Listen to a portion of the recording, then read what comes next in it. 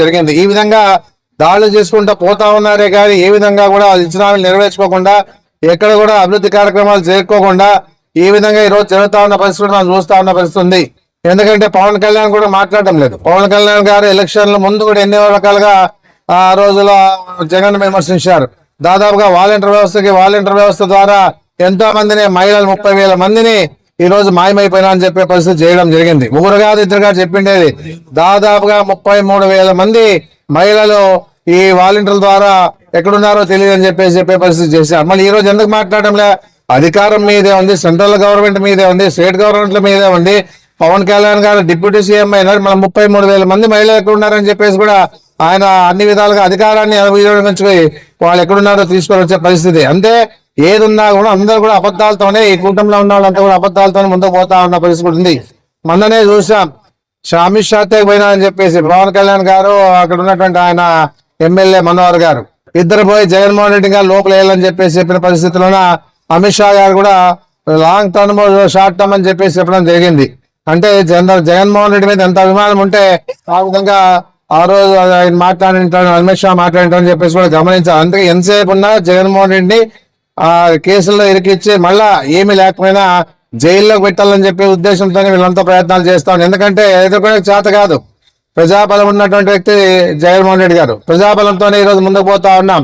ఏదున్నా కూడా ఆయన బలాన్ని చూసి ఈ కూటమి ప్రభుత్వం భయపడతా ఉన్న పరిస్థితి ఉంది. రేపు 29లో ఖచ్చితంగా రేపు 27 పాదయాత్ర చేస్తాడు. 28లోనే 29లో ఎలక్షన్లు వస్తే కూడా ఖచ్చితంగా ప్రజలంతా కూడా జగన్మోహన్ రెడ్డి ముఖ్యమంత్రిగా చేసుకునేది ఉంటుందని చెప్పేసి కూడా నేను చెప్పడం జరుగుతుంది. ఏదున్నా నమ్మేదారు ఇక నమ్మే పరిస్థితి లేదు.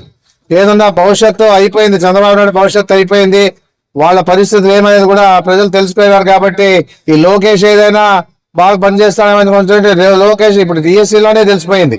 డిఎస్సీలో ఇంత అన్యాయంగా చేసి ఈ రోజు అన్ని విధాలుగా దండుకోని పరిస్థితి కూడా జరిగిందని చెప్పేసి చెప్పడం జరుగుతుంది. ఏదన్నా కూడా ఎవరు కూడా ఏ విధంగా కూడా వెనకడికి పరిస్థితి లేదు.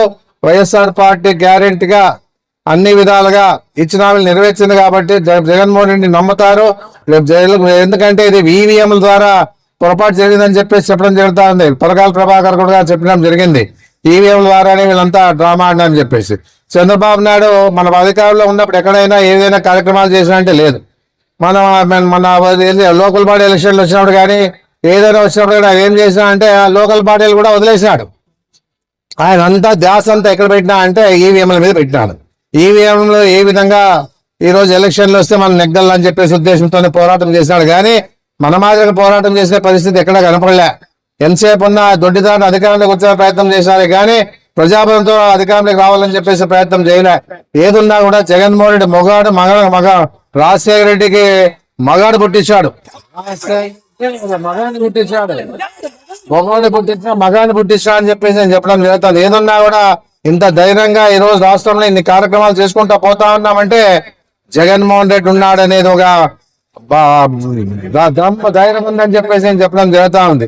ఏదున్నా ఈ విధంగా ఈ రోజు ఈ రాష్ట్రంలో అన్ని చోట్ల 170 నియోజకవర్గాల్లో కూడా ఈ రోజు ఈ కార్యక్రమాలు పెద్ద ఎత్తున జరుపుకోవడం జరుగుతా ఉంది. మళ్ళా 9వ తారీఖున కూడా 2 కార్యక్రమాలు ఉంటాయి. ఈ రోజు 4వ తారీఖు అయిపోతే ఇంకో 2 కార్యక్రమాలు 9వ తారీఖున మన ద్వారకా లాడ్జ్లో కార్యక్రమాలు ఏర్పాటు చేస్తాం. 12వ తారీఖున పెద్ద ఎత్తున నిరసన కార్యక్రమం ఏర్పాటు చేస్తాం. నల్ల బ్యాడ్జీలు ధరించుకోండి.